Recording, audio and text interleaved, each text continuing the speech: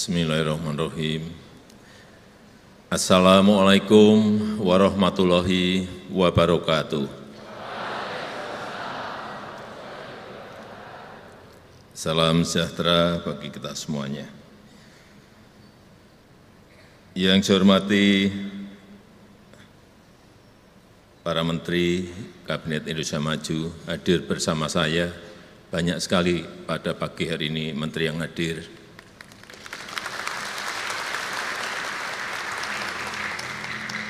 Pak Mendikbud, Pak Menteri Pertanian, Bu Menteri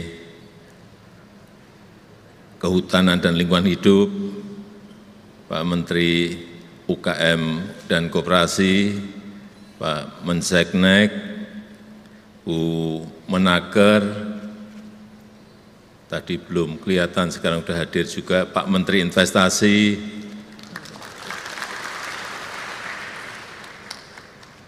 nggak tahu kelihatannya ini semua menteri lulusan IPB? Enggak, kalau anak saya 2 lulusan IPB.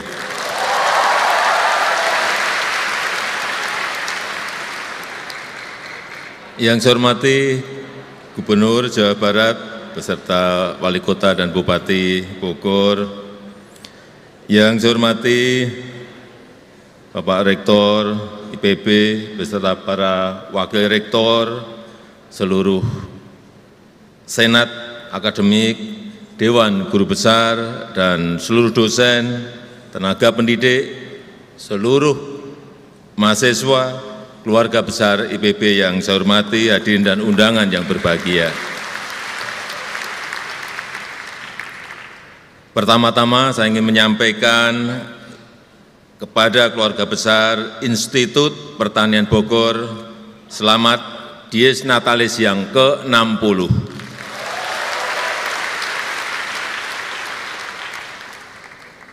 Semoga IPB semakin jaya dan semakin kontributif untuk memecahkan permasalahan bangsa dan berkontribusi untuk kemajuan bangsa. Saya tadi waktu masuk sudah ditunjukkan oleh Pak Rektor banyak sekali inovasi-inovasi yang menghilirkan, hilirisasi dari inovasi bisa masuk ke industri, dan saya harus menyampaikan apa adanya. Luar biasa.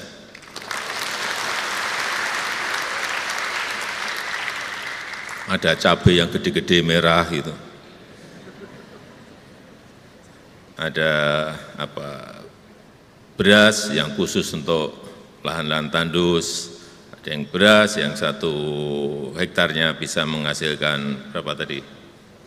12 ton, ada garam, rumput laut, ada macam-macam dengan kemasan-kemasan yang sudah sangat modern, dengan brand yang sangat kelihatan sekali digarap dengan sentuhan marketing yang sangat bagus.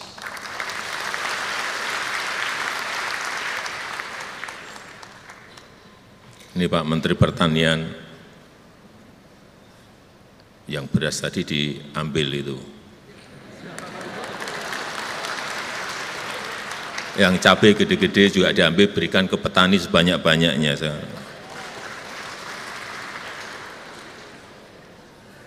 Barangnya jelas sekali.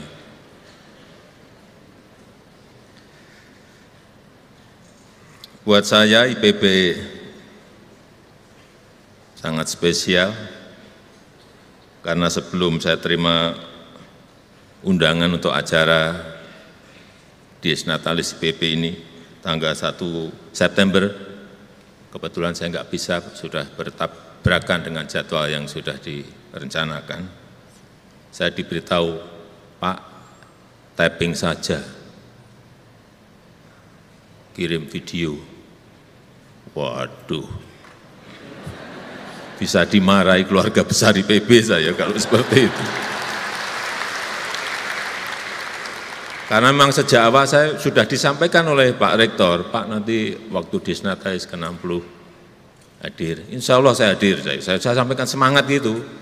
Ternyata tanggalnya tadi tanggal 1 September bertabrakan dengan jadwal lain.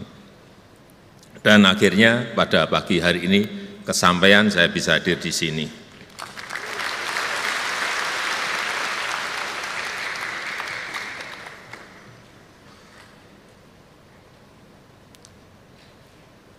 Bapak Ibu sekalian yang saya hormati, banyak orang bilang saya ini kalau cerita soal potensi tantangan-tantangan ke depan, soal krisis, baik krisis energi, krisis pangan, krisis ekonomi, soal disrupsi teknologi, banyak yang bilang Presiden itu nakut-nakutin saja. Dan kelihatan Presiden itu terlalu khawatir. Enggak seperti itu. Saya tidak pernah takut dan saya tidak pernah khawatir mengenai yang tadi saya sampaikan, mengenai krisis energi, krisis pangan, mengenai disrupsi teknologi, enggak. Karena kalau saya khawatir, kita khawatir, disrupsi teknologi juga akan datang dan sudah datang. Kenapa kita harus takut? Kita juga tidak perlu khawatir, karena disrupsi teknologi juga tetap datang dan akan datang. Setiap hari perubahannya begitu sangat cepatnya. Jadi apa gunanya kita khawatir, apa gunanya kita takut? Banyak yang menyampaikan ini nanti urusan ketenaga kerjaan akan diambil alih oleh mesin-mesin cerdas. Enggak seperti itu. Jadi tidak perlu takut dan tidak perlu khawatir. Kalau saya lebih senang, lebih suka, ya kita tahu tantangan ke depan, ya kita paham sulitnya apa yang akan kita hadapi ke depan. Oleh sebab itu kita lakukan ini, kita lakukan ini, kita lakukan ini. Solusinya begini, solusinya begini, solusinya begini. Jadi sekali lagi, kita tidak perlu khawatir dan kita tidak perlu takut. Kita song-song disrupsi teknologi dengan tadi yang sudah disampaikan oleh Prof.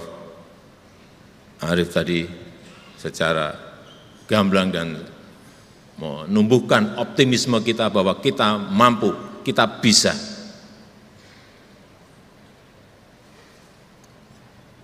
Saya berikan contoh ancaman krisis pangan, ini yang relevan dengan IPB. Ancaman krisis pangan. Kita tahu jumlah penduduk dunia semakin meningkat.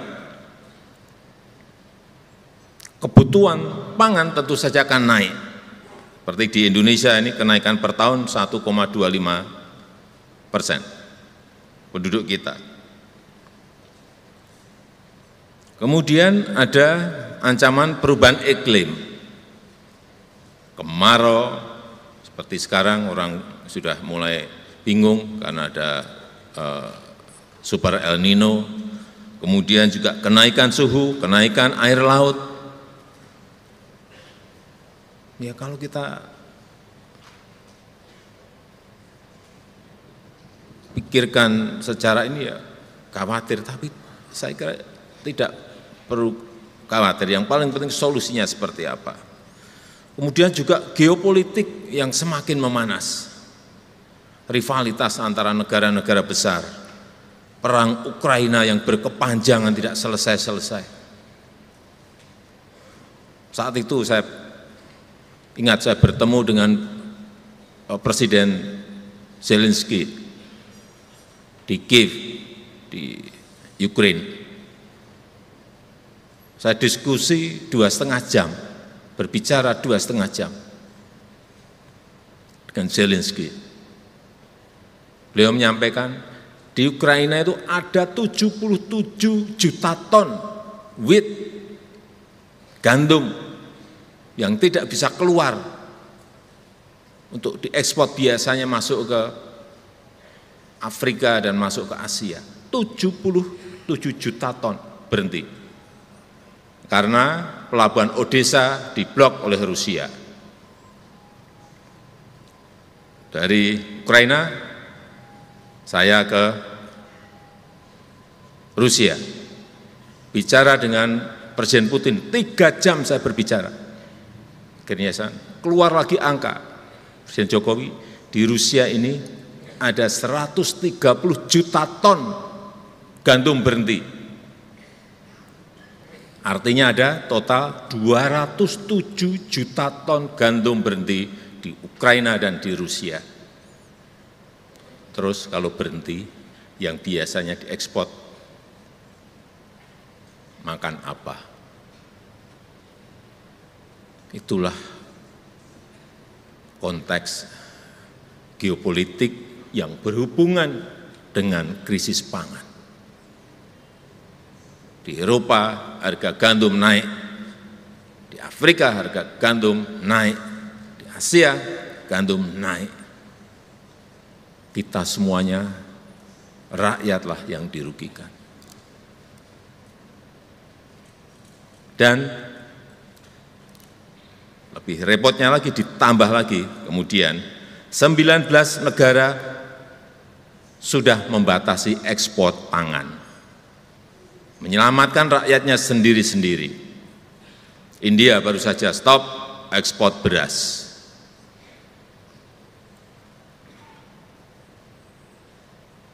Akibatnya harga beras naik di semua negara. Kita mau memperbesar cadangan strategis beras kita, mau impor juga barangnya sulit didapatkan, tidak seperti yang lalu-lalu, nyodorin barangnya, Pak ini dibeli, Pak ini dibeli, Pak ini. Sekarang mencarinya sangat sulit, karena ingin menyelamatkan rakyatnya sendiri-sendiri, memberi makan rakyatnya sendiri-sendiri. Ini semua kenyataan yang harus kita hadapi, harus kita sadari, kita terima, dan yang paling penting kemudian kita antisipasi apa yang harus kita kerjakan. Nah, ini tugasnya IPB, Pak Rektor. Urusan pangan ini sudah serahkan ke IPB.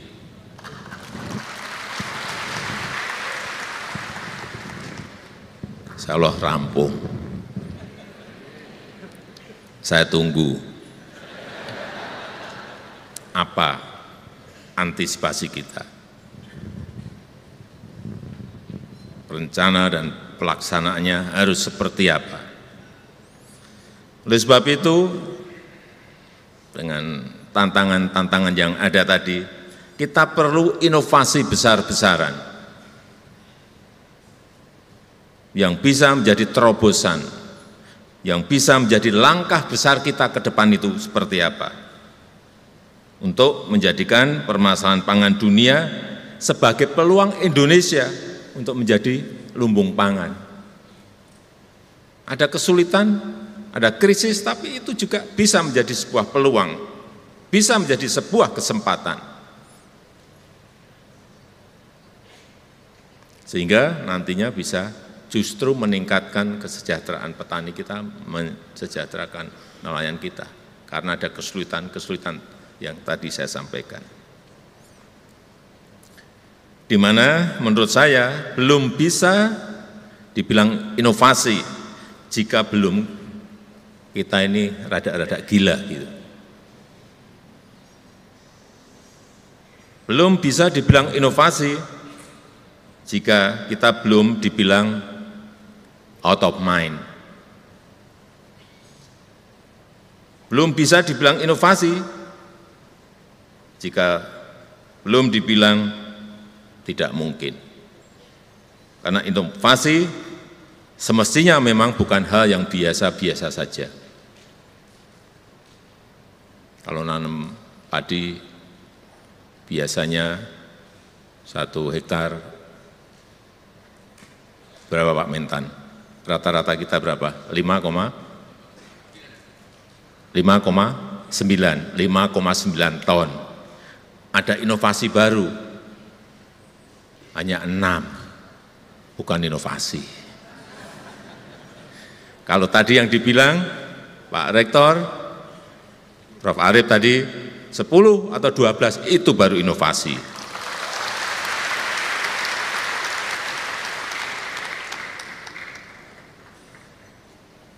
Dan saya setuju dengan konsep sustainable and inclusive agro maritime yang dikembangkan oleh IPB University. Ini bisa menjadi bagian penting dalam inovasi ekosistem pangan kita.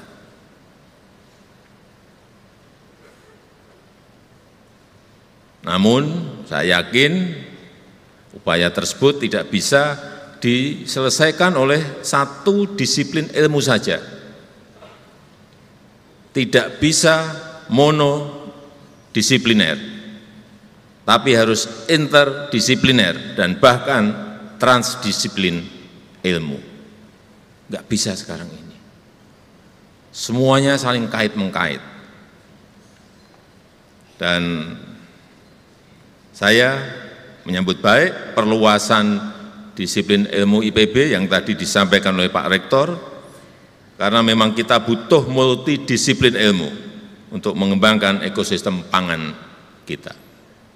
Butuh manajemen dan pendekatan sosial, butuh intervensi advance teknologi, butuh AI, butuh stem cell, butuh bioteknologi, butuh big data, butuh IoT, butuh robotik system, semuanya kita butuhkan. Ini saya minta, sekali lagi, jangan alergi dengan teknologi. Jangan hindari perubahan teknologi. Jangan takut dengan mesin cerdas, dengan AI. Karena kemarin waktu di G7, G7, waktu di G20, waktu di ASEAN Summit, semuanya berbicara mengenai AI. Takut sekali semua negara mengenai AI. Regulasinya belum ada, aturan mainnya belum ada, AI-nya terus lari, terus berubah-ubah terus. Semua dibicarakan. Artinya memang ya kita harus mengantisipasi dan bersiap diri. Sekali lagi, jangan takut dengan mesin cerdas, dengan AI. Teknologi tak akan bisa mengalahkan manusia, percaya itu. Teknologi tak akan bisa mengalahkan manusia, karena mesin itu hanya punya chip. Mesin itu hanya punya chip. Tapi manusia punya hati, punya rasa, mesin enggak punya.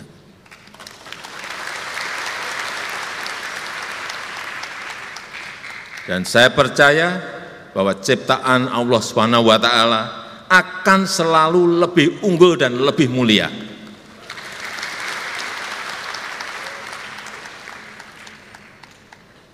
Oleh sebab itu saya ingin IPB jadi sasana untuk menghasilkan insan-insan unggul yang tidak hanya kompeten di akademik, tapi juga punya karakter yang baik, memiliki akhlak yang baik, yang cinta tanah air, yang punya optimisme tinggi, yang selalu ingin membantu sesama, dan saya yakin IPB University sangat bisa mengambil peran itu.